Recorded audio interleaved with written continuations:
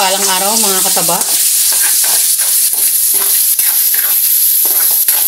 Dito sa kawali na to, nagprito ako dito ng isda. Dito na rin ako magigisa. Kasi ang ating machi-machi na naman na isda at gulay. Yan. I-toast lang natin ng kaunti yung ating pangsahog na pork. Dahil ito naman yung ating puso ng saging. Gagawin ko namang sisig. Yung sisig. Tapos, hinaluan ko tanong konting maliit na, may konti na maliit pa. Maliit na papaya. Maliit na papaya kasi sayang yung papaya. Pwede namang ihalo dito sa ating puso ng saging. Hinugasan ko to ilang beses.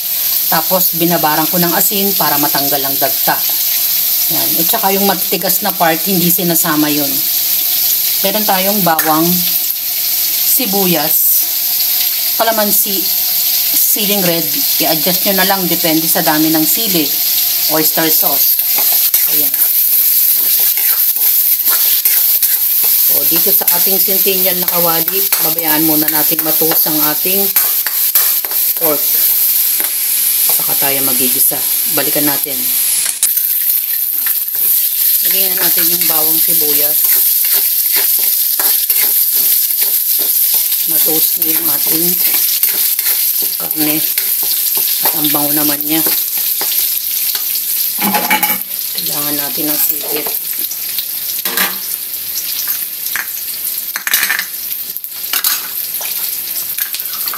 Ilalagay ko na itong ating puso ng saging.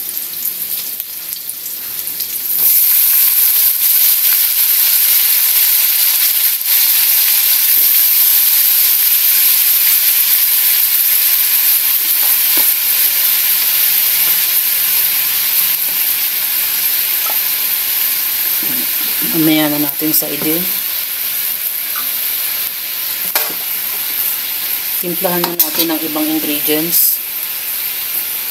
Konting salt.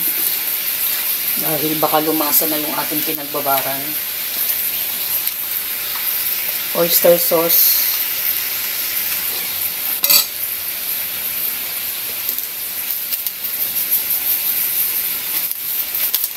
Ajinomoto.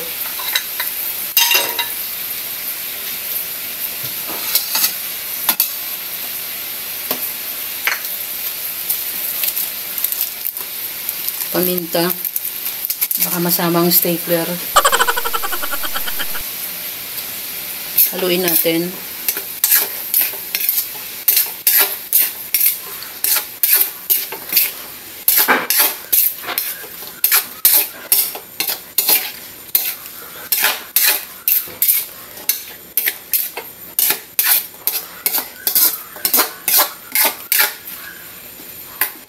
Natin, mamaya na ang kalamansi.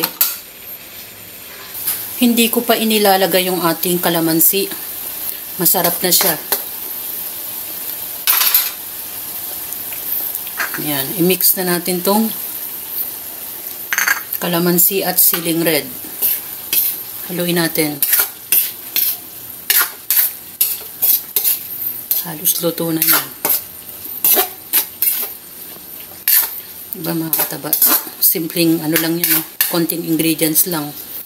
At mura lang naman yung puso ng saging. At yun namang papaya, diba saan mo nakuha? Bigay lang sa kanto. Marami pa to mga kataba. Itong papaya na to, kaya ginagawang ko ng paraan. Diba?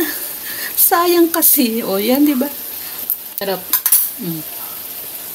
Sisig puso ng saging. At para hindi masayang ang papaya, hinaluan ko ng konting papaya.